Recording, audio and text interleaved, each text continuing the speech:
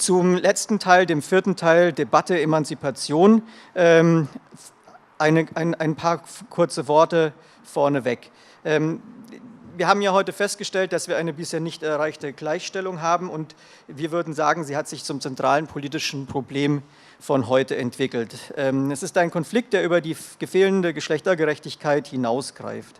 Trotz 100 Jahren Moderne bleiben geschlechtliche, soziale, wirtschaftliche und auch ökologische Ungleichheiten vorherrschend. Warum findet sich in der heute als Mainstream-Lebensweise gepriesenen persönlichen Freiheit eine tatsächliche Gleichstellung nicht statt?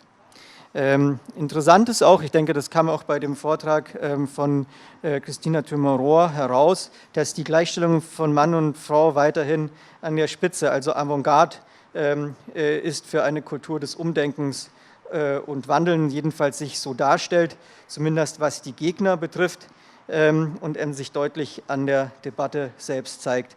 Die Frage ist natürlich, woraus speist sich diese tiefe gesellschaftliche und politische Kluft zwischen dem auf der einen Seite vermeintlich etablierten Bekenntnis zum Feminismus und Gendergerechtigkeit, so wie wir das, denke ich, leben, und auf der anderen Seite eine vehement vorhandenen Ablehnung von Gender Studies und weiblicher Emanzipation, die, wie ich finde, man sagen kann, metaphorisch an eine Art Glaubenskrieg erinnert.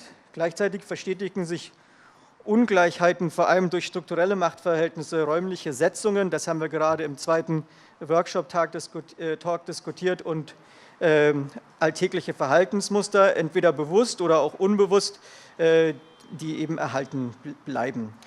Die Frage, die wir jetzt auch aufwerfen wollen in dem Panel: Wie hängen diese strukturellen Hemmnisse mit inhärenten Ambivalenzen der Moderne zusammen? Laufen die Protagonistinnen, laufen die schrittweisen Erfolge der Gleichstellung auch immer Gefahr, vereinnahmt zu werden oder zumindest teilweise partielle Ausgrenzungen mitzutragen oder möglicherweise sogar den insgesamten Anspruch auf soziale Gerechtigkeit einzubüßen, wenn sie, und das ist die Frage, wie kann Gender- und Frauenbewegung weiterhin Avantgarde sein für soziale Gerechtigkeit und Gleichstellung und gleichzeitig eben im Mainstream ankommen?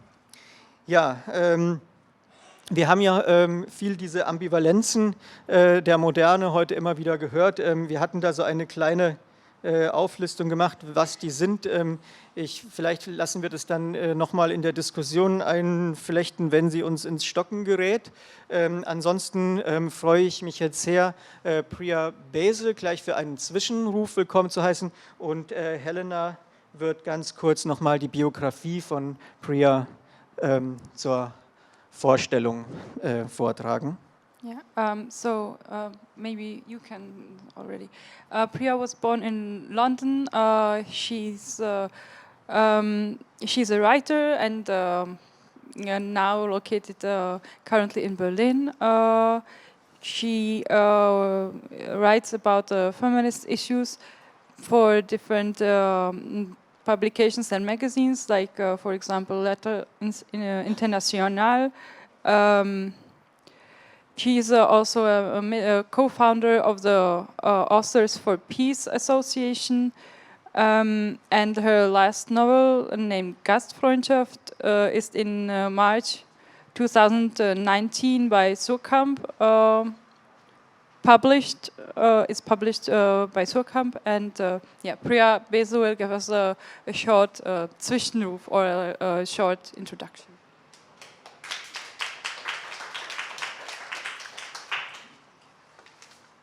Thank you very much. It's really nice to be part of this series of discussions today. And I'm going to read something which is from a much longer piece, but I've taken a kind of particular line through it, which I think will echo with some of the things that were already said, and maybe also allow us to go in slightly different discussions, different directions in the discussion to follow. Women who say, "I will not be silenced."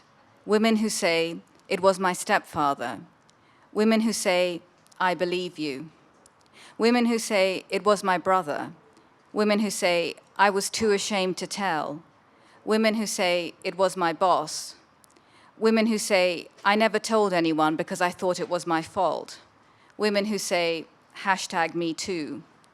Women who say, I was 9, 14, 20, 36, 55, 70 when it happened to me. Women who say, I was afraid no one would believe me. Women who say, me too. Women who say, I refuse to be a victim. Women who say, it seems like it never stops. Women who say, I am with you. What is feminist? It confronts me more and more, this question. I accumulate definitions, work out different interpretations, linger at various intersections. But the question persists. What is feminist? I switch between positions, stumble through contradictions, cling to my fictions. What is feminist? I have 100 answers, or none, because I cannot hold to only one. Or so I think, until I notice a word that always shadows feminist, the word fight. If women had confidence in the justice system, and men really feared the shame and consequence of misconduct, says the British lawyer Helena Kennedy, we would not be seeing a resort to anonymous accusations. For her, the hashtag #MeToo movement is a form of civil disobedience, a response to law's failure. There are so many kinds of fights, so many ways of fighting. As part of a study on gender equality in the EU in 2017, respondents were asked to say if they agree or disagree with the statement, women often make up or exaggerate claims of abuse or rape. 22% of people agreed. That is, more than 1 in 5 men and women across the EU say yes, women often make up or exaggerate claims of abuse or rape. No one asked respondents to agree or disagree with the statement, men often dispute or deny accusations of abuse or rape.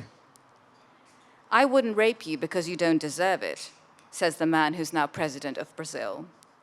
It's a very scary time for young men in America when you can be guilty of something you may not be guilty of.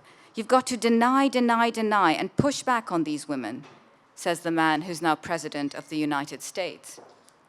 Emboldened by these types, there are other men who say, if it really happened, the woman would have gone to the police right away. Men who say, this movement will stigmatize men and lead to further distrust of women. No wonder some women look at #MeToo and say, how many survivors must share their trauma before sexual violence is taken seriously? Women who say, don't you realize that even a lifetime may not be enough for a survivor to heal? Women who say, how much longer must we fight this fight? Women who say, can anything really change? I don't know how to feel like I'm not losing, says the writer Thomas Page McBee to his coach in his memoir Amateur, the story of how he became the first ever trans man to fight in an amateur boxing match at Madison Square Garden in New York. McBee wants to know how to believe in the possibility of a different outcome when defeat seems likely no matter how hard you fight. This is my dilemma too. I don't know how to feel like I'm not losing when around the world, men who are racists and misogynists, fascists and religious fanatics pick fights with our rights and seem to be winning. McBee's coach could only say, it's anybody's fight. You never know. That, he implies, is the nature of a fight. It can go any way, at any moment. The thought may be helpful for a boxing match with a fixed number of rounds, but it does little to galvanize me as I wonder how not to duck and run, how to keep packing punches in the feminist fight, which is a struggle without end, a struggle with consequences that reverberate for generations, a struggle that has turned more overtly ugly of late as we come up against opponents who brazenly play by their own rules. Men who play never listen, men who play never give up lying, men who play never show weakness, men who play never apologize, men who play never stop attacking, men who play these tactics to crowds of cheering men and women. The writer Jacqueline Rose says, not all men are a category in opposition to all women, because not all men are men. That is, not all men embody the kind of masculinity that men are supposed to inhabit. What makes a man? What makes a real man? It seems a willingness to fight, a reluctance to express doubt, a need to win, an ability to overpower remain intrinsic to our understanding of manhood. This model is what Thomas Page McBee was shocked to find himself striving to match after he transitioned to being a man. Before, in his woman's body, he had detested that hypermale model. Why the change? Was it hormones? No. The legendary testosterone, that alleged origin of all male aggression, is nothing without the steroid of sexist thinking. What drives McBee more than anything are men's assumptions about him, women's expectations of him, and most of all, his own inherited gendered notions. As a man, he becomes aware of the silencing effect of my voice in a meeting, the unearned presumption of my competence, my power, my potential. He also heeds, sadly, that at night women cross to the other side of the street from him. McBee fights, loses, and gives up boxing.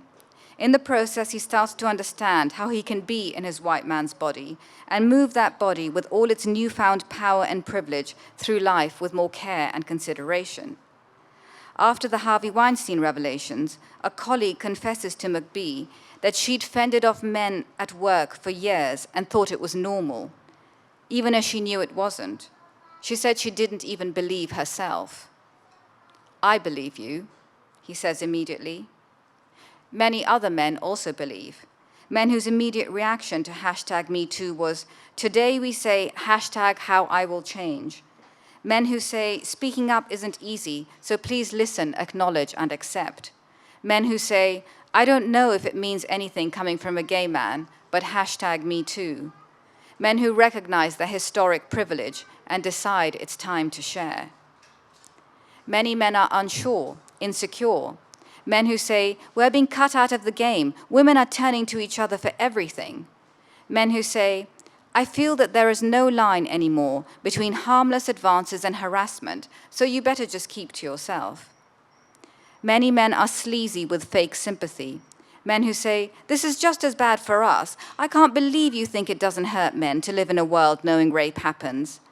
Men who say, ladies first, and hold doors open, but firmly block women's access to the real spaces of power. Men who say, I'm also a feminist, then perform this position in public, hiring more women, funding projects focused on women's issues, posing as #HeForShe, while privately they still make sexist jokes, they still prey on women and treat them primarily as objects for their own gratification. Many men are bitter, like the ones Danish writer Dorte Nors met at dinner parties in the months after Me Too started. Men who say, women always play the victim, but the true victims are men. Men who say, nobody was ever hurt by a slap on the bloody arse. Nors notes that for these men, in some ways, #MeToo in Denmark has ended up being about how we define one of the best things we have, sexual tolerance. That's what it has ended up being about for some women too. Women who consider themselves long-standing feminists. Women like the French actor Catherine Deneuve and her 99 co-signatories, who published an open letter to say the Me Too movement, far from helping women empower themselves, actually serves the interests of the enemies of sexual freedom. These women say rape is a crime, but trying to seduce someone, even persistently or cack-handedly, is not, nor is being gentlemanly a macho attack. And so we are back at that touchy question of the line between harmless advances and harassment. That line which is apparently so hard to define, but in fact is quite clear. Any advance that's unwanted is harassment. Advances that continue after it's been made clear they're unwanted are abuse. One woman's ability to fiercely fend off, or decorously deal with, or even aloofly appreciate such advances cannot stand in for another woman's inability to do so. Every woman is the product of a different constellation of race, age, class, and place, of personality, history, physical appearance, and ability, of religion, education, occupation, and motivation. Therefore, every woman has a different capacity to resist her oppression. Generational differences may to some degree account for the varied reactions of self-declared feminists to #MeToo, but the nature of feminism itself is also worth considering. Ideologies and movements evolve, their parameters continually redefined by the time, the place, and the people that embody them. Feminism in our age of high capitalism has become something you can buy into, a catalogue from which you can make pseudo-political choices based on what suits you in any given situation.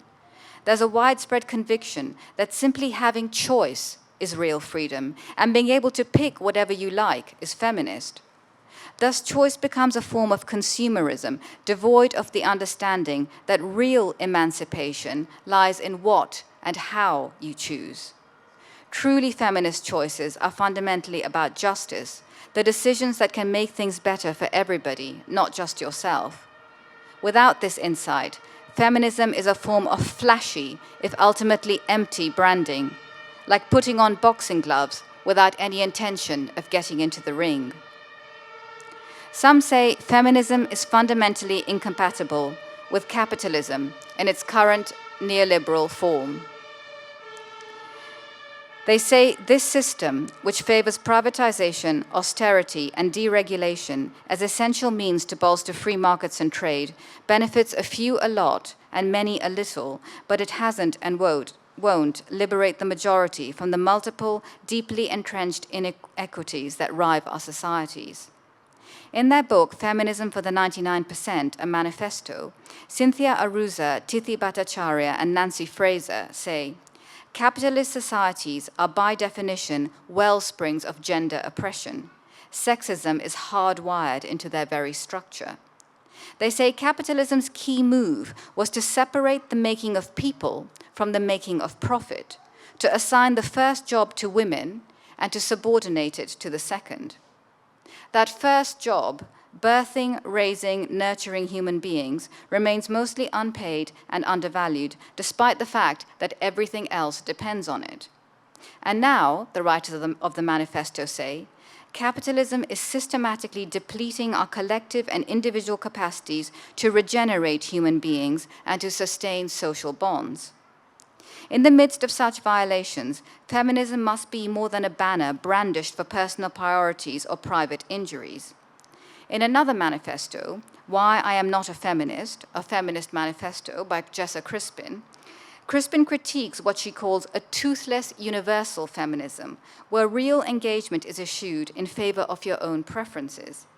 By universal feminism, she means a one-size-fits-all notion to be adapted as you wish. She gives the example that if you choose to get married and identify as a feminist, then your getting married is automatically a feminist act. I would once have defended this pick-and-choose approach, called it feminism light, not fake, because my first forays into feminism were also finicky. I wanted equal opportunities and representation for all women, but I didn't want to think hard about changing my situation, which involved profiting in some ways from the very lack of things I claimed to want. There were things I didn't wish to see or ask, and so I fashioned for myself a feminism that shielded me from seeing and asking. Is it feminist to know that your father raped your mother, to hate him for that and yet still love him because he's your father, even if he's not a very good one? Is it feminist to want men to be more emotionally expressive, but then dislike it when your husband cries? Is it feminist to decry the stereotype of the unfailingly strong man, but then feel disappointed or impatient when your boyfriend is ill? Is it feminist to yearn for independence and financial autonomy, yet also long for protection, financial support, a partner who earns more than you? Exposing yourself in earnest to feminist thinking is like putting yourself in an X-ray machine. Wilhelm Röntgen, who discovered X-rays in 1895, used his wife Anna Bertha Ludwig's hand to make the first X-ray photograph of the human body. When she saw it, she said, "I have seen my death."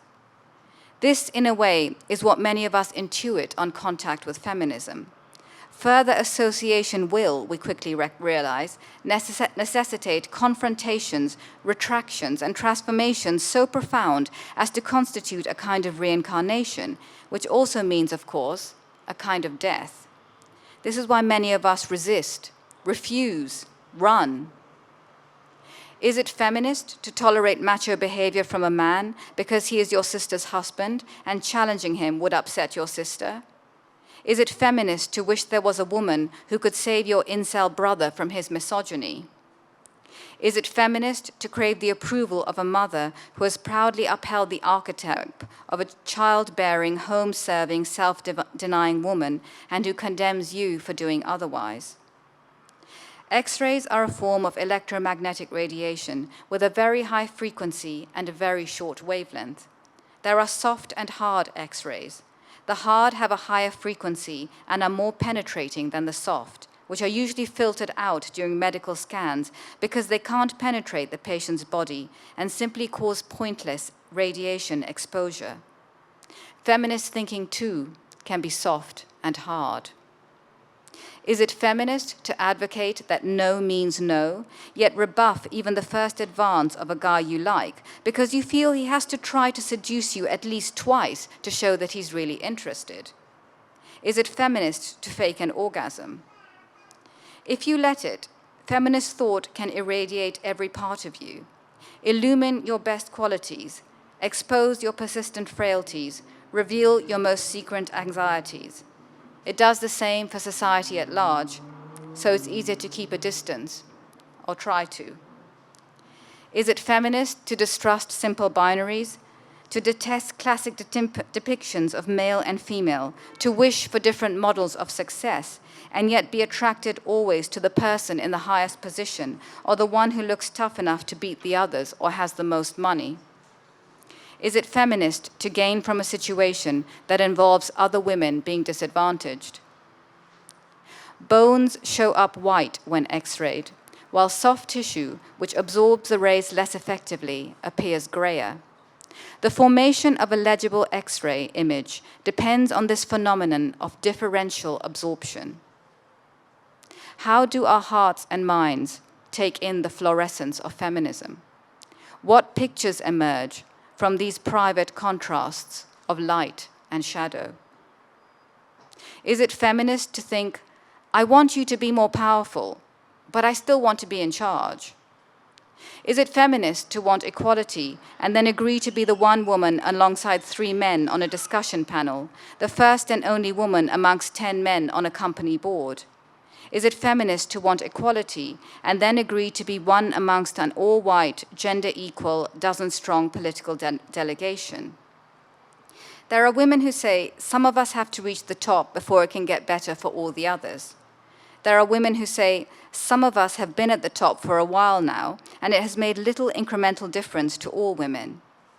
Women who say, a woman alone at the top is a man of sorts if she does not find ways to enable other women to join her. Women who say, it's not enough just to give a leg up to those like you. Women who say, a feminist is a person who accepts that the task of creating a more just society includes helping to lift up those who are not like you. Anything less constitutes a kind of subjective feminism whose counterpart is subjective equality. My feminism is what feels right for me. My equality is where I'm comfortable.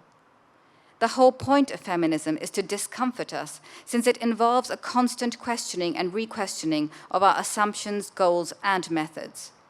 Feminism is first and foremost a fight you have with yourself, but it is never a fight you have only for yourself.